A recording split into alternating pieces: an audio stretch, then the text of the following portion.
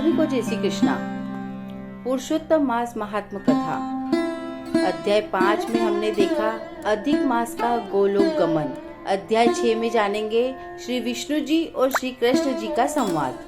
देवर्षि नारद बोले, भगवान गोलोक में जाकर क्या करते हैं? हे पाप रहित मुझ श्रोता के ऊपर कृपा करके कहिए। श्री नारायण बोले, हे नारद, पाप रहित अधिमास को लेकर भगवान विष्णु के गोलोक जाने पर जो घटना हुई वह हम कहते हैं, सुनो।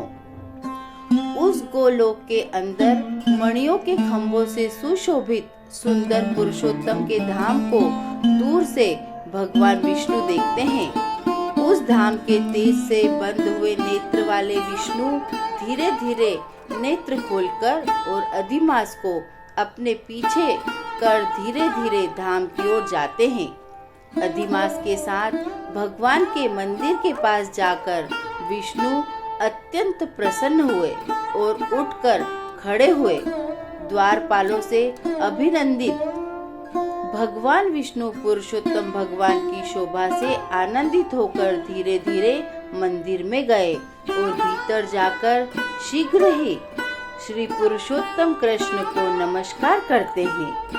गोपियों के मंडल के मध्य में रत्नमय सिंहासन बैठे हुए कृष्ण को नमस्कार कर पास में खड़े होकर श्री विष्णु बोले, गुणों से अतीत गोविंद अद्वितीय अविनाशी सूक्ष्म विकार रहित विग्रहवान गोपों के वेश के विधायक छोटी अवस्था वाले शांत स्वरूप गोपियों के पति बड़े सुंदर नूतन मेघ के समान श्याम करोड़ों कामदेव के समान सुंदर वृंदावन के अंदर रास मंडल में बैठने वाले पीतांबर से शोभित सौम्य भोहों के चढ़ाने पर मस्तक में 3 रेखा पढ़ने से सुंदर आकृति वाले रास लीला के स्वामी, रास लीला में रहने वाले, रास लीला करने में सदा उत्सुक, 2 भुजा वाले मुरलीधर पीत वस्त्रधारी ऐसे भगवान की मैं वंदना करता हूँ।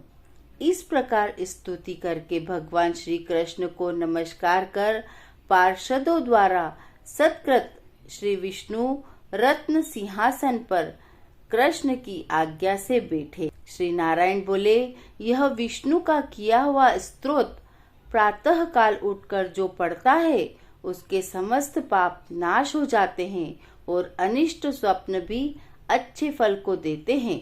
पुत्र पौत्रादिकों को बढ़ाने वाली भक्ति श्री गोविंद में होती है। अकीर्ति का नाश होकर सत्कीर्ति की वृद्धि होती है।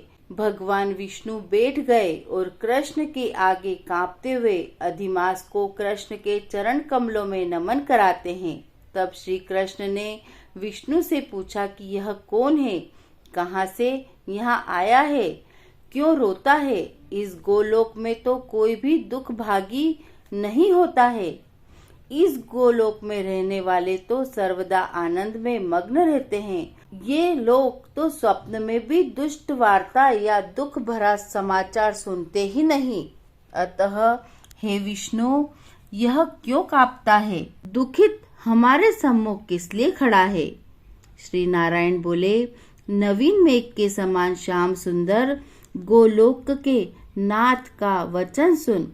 सिंहासन से उठकर महाविष्णु मलमास की संपूर्ण दुख गाथा कहते हुए बोले, हे वृंदावन की शोभा के नाथ, हे कृष्ण, हे मुरलीधर, इस अधिमास के दुख को आपके सामने कहता हूँ, आप इसे सुने। इसके दुखित होने के कारण ही स्वामी रहित अधिमास को लेकर मैं आपके पास आया हूँ।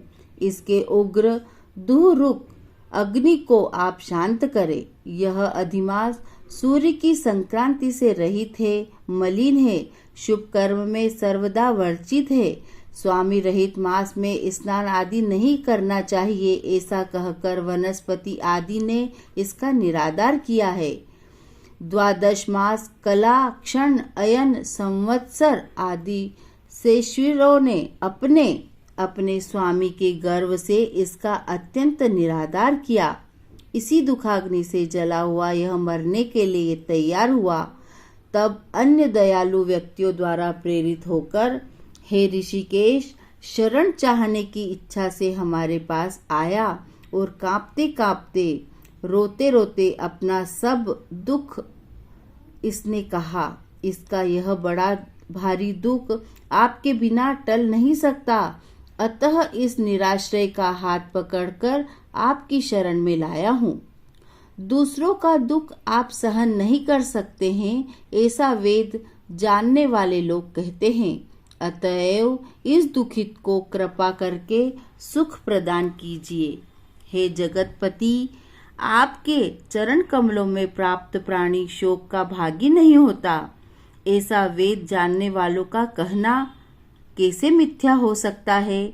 मेरे ऊपर कृपा करके इसका दुख दूर करना आपका कर्तव्य है, क्योंकि सब काम छोड़कर इसको लेकर मैं यहाँ आया हूँ। मेरा आना आप सफल कीजिए। बारंबार स्वामी के सामने कभी भी कोई विषय न करना चाहिए, ऐसी नीति के जानने वाले बड़े बड़े पंडित सर्वदा कहा करते हैं। इस प्रकार अधिमास का सब दुख भगवान कृष्ण से कहकर हरि कृष्ण के मुख कमल की ओर देखते हुए कृष्ण के पास ही हाथ जोड़कर खड़े हो गए। ऋषि बोले, हे सूत जी, आप दाताओं में श्रेष्ठ हैं। आपकी दीर्घायु हो, जिससे हम लोग आपके मुख से भगवान की लीला के कथा रूप अमृत का पान करते रहें। हे सूत, गोलोकवासी भगवान कृष्ण ने विष्णु के प्रति फिर क्या कहा और क्या किया इत्यादि लोकोपकार, विष्णु कृष्ण का संवाद सब आप हम लोगों से कहिए। परम भगवत भक्त श्री नारद ने नारायण से क्या पूछा? हे सूत, इसको आप इस समय हम लोगों से कहिए। नारद के प्रति कहा हुआ भगवान का वचन तपस्वियों के लिए परम औषधि है। इति श्री पुरुषोत्तम मासाय महात्म्ये षष्ठो अध्यायः। पुरुषोत्तम मास महात्म की जय। विष्णु भगवान की जय। आपको अधिक मास महात्म अध्याय 6 सुनकर कैसा लगा? आप अपने कमेंट के द्वारा हमें अवश्य बताएं। यह कथा पसंद आने पर लाइक और शेयर जरूर करें। ऐसी ही धार्मिक और प्रेरक कहानी सुनने के लिए हमारे चैनल संस्कार कथा चित्रण को सब्सक्राइब कर लें, ताकि हमारा अगला वीडियो आप तक पहुंच सके। धन्यवाद।